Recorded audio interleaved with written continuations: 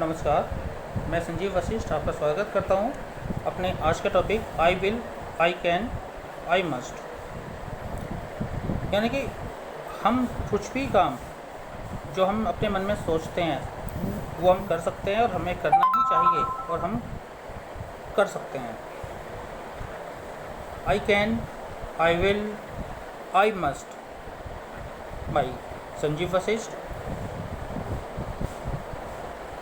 आइए शुरू करते हैं हम अपनी आज का टॉपिक, जो स्टोरी है एक ईगल की।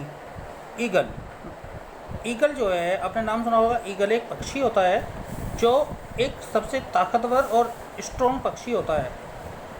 उसकी जो लाइफ है उससे हमें बहुत सारी चीज़ें सीखने को मिलती हैं, क्योंकि वो एक लेसन है, वो सबके लिए उसका एक उदाहरण है कि वो कैसे अपनी लाइफ जीता है। वो पक्षियों का राजा कहलाता है, तो आखिर कहलाता क्यों है? वो यदि एक आसमान में बहुत ऊंचाई तक उड़ता है तो वो उड़ता कैसे है? कोई इजी नहीं है आसमान की ऊंचाइयों को छूना। उसके लिए एक हार्ड, एक कठिन, एक बहुत ही कठिन राह से गुजरना पड़ता है, चलना पड़ता है, सीखना पड़ता है और उसको एक जीने का तरीका सीखना पड़ता है। तो हम बाज की बात करते हैं। ईगल ये जो है, ये क्या है कि ये एक जो है बहुत ही स्ट्रॉन्ग बर्ड होता है, एक बहुत ही स्ट्रॉन्ग पक्षी है। और ये स्ट्रॉन्ग वैसे ही नहीं बनता, इसको एक बहुत कठिन परीक्षा से गुजरना पड़ता है समय समय पर, तब जाकर ये पक्षियों का राजा कहलाता है, द किंग ऑफ बर्ड्स। तो ये जो बाज है, ये जो है समय समय पर एक बहुत ही हार्ड स्ट्रगल, संघर्ष करता है अपने जीवन में, और तब वो एक जो है इस मुकाम पर पहुंचता है कि उसे एक सबसे शक्तिशाली पक्षी कहा जाता है, और वो जो है पक्षियों का राजा यानी किंग्स ऑफ बर्ड कहलाता है। तो जब ये स्ट्रगल इसकी जो शुरू होती हैं, इसके बचपन से ही शुरू हो जाती हैं। जब ये पैदा होता है तभी से ये स्ट्रगल शुरू कर देता है अपने चाइल्डहुड से। जब ये बच्चा होता है, मात्र बच्चा होता है, क्योंकि इसकी स्ट्रगल का पहला लेसन शुरू होता है इसके जन्म लेने के बाद ही।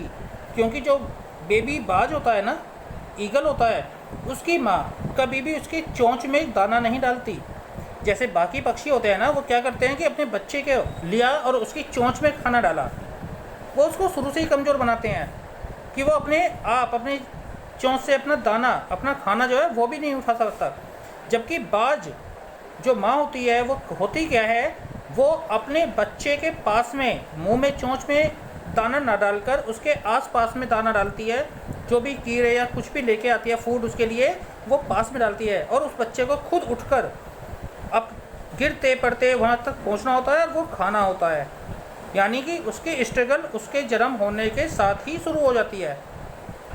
उसको उसकी माँ पहले से ही एक लेसन सिखाती है, I will, I will, I will, I can, I can, I can, I will, I will, I will, I must, I must, I must. और वो गिरता पड़ता उस तक पहुंचता है और उसे खाकर अपनी भूख मिटाता है। यही चीज़ जब वो जो है अपना खाना खाता है तो वो उसे अपने आप ही खाना होता है और अपना आप खाता है, वो पहुंचता है, क्योंकि उसके मन में एक ही वो होता है, I will, I can, I must, और वो पहुंच जाता है। इसके बाद जब उसका दूसरा लेसन जो शुरू होता है वो होता है उसका उड़ना। अब वो उड़ेगा कैसे? तो वो उड़ना भी कैसे सीखता है? दूसरे पक्षियों के जो है अपने बच्चों को धीरे धीरे से छूट रही छोटी ऊंचाइयों से उड़ाना सिखाते हैं, ये करते हैं कि वो उसका गिर ना जाए, चोट ना जाए। जबकि बाज, ईगल, वो करता क्या है कि वो अपने पक्षी को, अपने जो वो पक्षी अपने बच्चे को अपनी चोंच में ले जाता है, पंजों में कस के ले जाता है, और बहुत ऊंचाई से, यानी कि जन्म लेने के थोड़े दिन बाद से ही वो उसको उड़ना सिखाता है। उड़ना सिखाता है, उसको बहुत ऊंचाई पर ले जाता है, 10 से 12 किलोमीटर की ऊंचाई से ले जाकर उसे छोड़ देता है कि वो खुद उड़ेगा। जब वो ऊपर से नीचे गिरता रहता है, 1-2 किलोमीटर नीचे आता है, तो वो अपने पंखों को थोड़ा सा खोलता है। जब पंखों को अपने थोड़ा सा खोलता है, लेकिन उसके पंख अभी इतने स्ट्रॉन्ग नहीं होते कि उसको वो उड़ पाए। वो और नीचे आता है और थोड़ा खोलता है, और नीचे आता है और थोड़ा खोलता है। और जब वो मात्र 1 या 2 किलोमीटर नीचे गिरने से बच रह जाता है कि 1 या 2 किलोमीटर नीचे दूरी बचती है गिरने से कि वो गिरेगा और मर जाएगा, बाज माँ उसे आकर पंजों में फिर से पकड़ती है, फिर से उसे ऊंचाई पर ले जाती है, फिर ऊपर जाकर फिर से छोड़ देती है। और ये ट्रेनिंग उसकी जब तक चलती रहती है जब तक वो अपने पूरे पंखों को खोलकर उड़ना ना सीख जाए। यानी उसकी जो उड़ने की ट्रेनिंग शुरू होती है वो उस ऊंचाई से शुरू होती है जहाँ पर बाकी पक्षी पहुँच भी नहीं पाते, क्योंकि उनकी उड़ान केवल 1 किलोमीटर, ज़मीन से 1 किलोमीटर या 2 किलोमीटर तक वो उड़ते हैं, जबकि बाज के बच्चे की जो ट्रेनिंग शुरू होती है वो 10 किलोमीटर की ऊंचाई से शुरू होती है। यानी वो गिरता भी, उसकी माँ उसे गिराती भी उस ऊंचाई से जहाँ पर बाकी पक्षी पहुँचते नहीं हैं। यानी अपने पूरे जीवन भर में वो 10 किलोमीटर की ऊंचाई तक नहीं पहुँचते। और ये इनका बच्चा उस ऊंचाई से सीखता है उड़ना। तो जब वो उस ऊंचाई से पहले से ही गिरना शुरू होगा तो वो उस ऊंचाई से ऊपर ही उड़ेगा, नीचे नहीं उड़ेगा। यानी उसका जो ये है जीवन संघर्षों से चलता रहता है। और ये जब ये उड़ना सीखता है तो ये जो है क्लाउड से ऊपर उड़ता है। जब ये उड़ना सीख जाता है तो ये क्लाउड से ऊपर उड़ता है और इसके मन में एक ही विचार चलता रहता है कि I will, I can, I must, I can, I will, I must. मैं कर सकता हूँ, मैं करूँगा और मुझे करना ही होगा। मैं कर सकता हूँ, मैं करूँगा और मुझे करना ही होगा। जब जब मन में ये विचार रहता है कि मैं कर सकता हूँ, मैं करूँगा और मुझे करना ही होगा, मुझे करना ही होगा, तो हम उस चीज़ को कर लेते हैं। बिल्कुल ही ये मन में हमेशा रखना चाहिए कि मैं कर सकता हूँ। जब आपके मन में ये विचार रहेगा कि I can, I can, I can, definitely you will, you will, you will, and you must, you must, you must. तो सबसे पहला विचार यही आना चाहिए कि मैं कर सकता हूँ, मैं कर सकता हूँ, मैं कर सकता हूँ। और ये पंख, इसके ये बॉडी शुरू से ही ऐसे ट्रेन की जाती है कि ये इतना शक्तिशाली होता है कि ये छोटे मोटे जानवर को, खरगोश, हिरन, इनको अपने पंजों में जकड़ के आसमान में उड़ जाता है। इसलिए इसे पक्षियों का राजा कहा जाता है। और ये अपना जीवन बहुत ही शालीनता से अच्छे तरीके से जीता है। लेकिन इसकी स्ट्रगल ख़त्म नहीं होती। जब ये फिर 40 साल की एज तक पहुंचता है, जब ये 40 साल की एज तक पहुंचता है तो ये बूढ़ा हो जाता है, कमज़ोर होने लगता है। ये कमज़ोर होने लगता है और ये बूढ़ा हो जाता है। और इसके चोंच भी कोमल सी कमज़ोर हो जाती हैं, पंख कमज़ोर हो जाते हैं, बॉडी कमज़ोर हो जाती है। तब भी ये हार नहीं मानता। इसके मन में फिर विचार आता है कि I can, I will, I must, I can, I will, I must, I can, I will, I must. मैं कर सकता हूँ, मैं करूँगा और मैं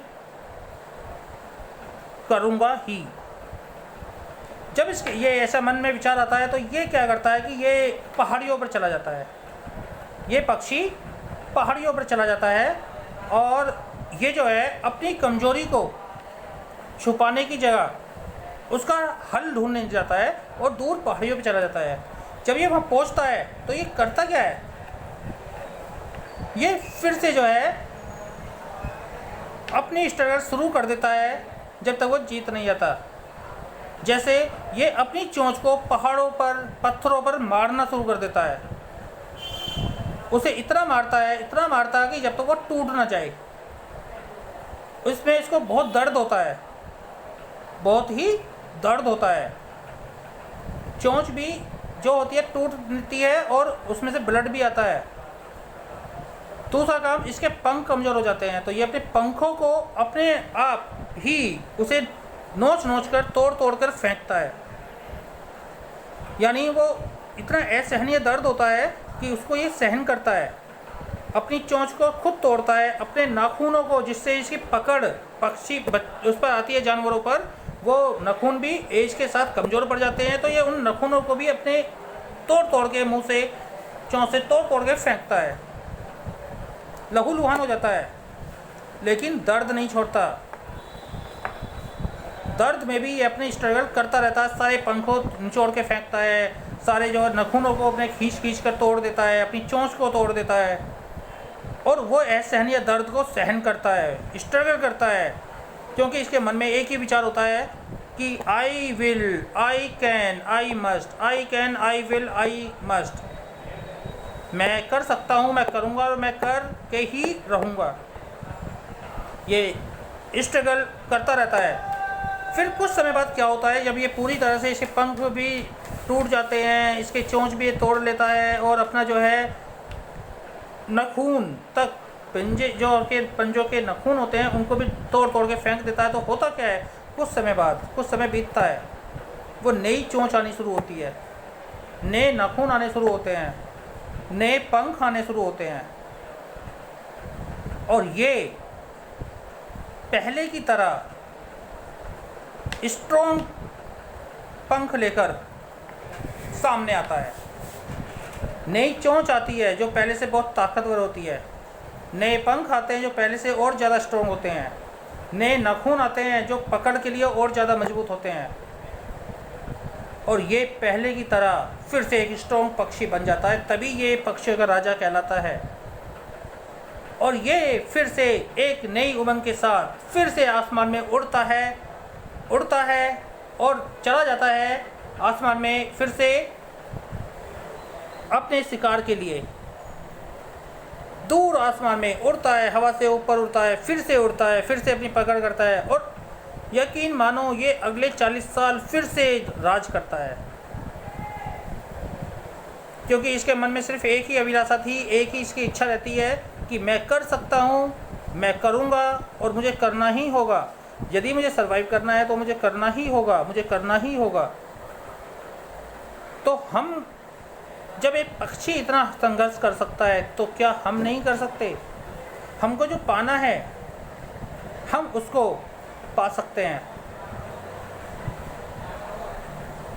हम भी कर सकते हैं, हम जीत सकते हैं, हम जीतेंगे और हमें जीतना ही होगा। I can, I will, I do. Please subscribe and like the video. नमस्कार, मैं संजीव वशिष्ठ आपसे अनुमति चाहता हूँ।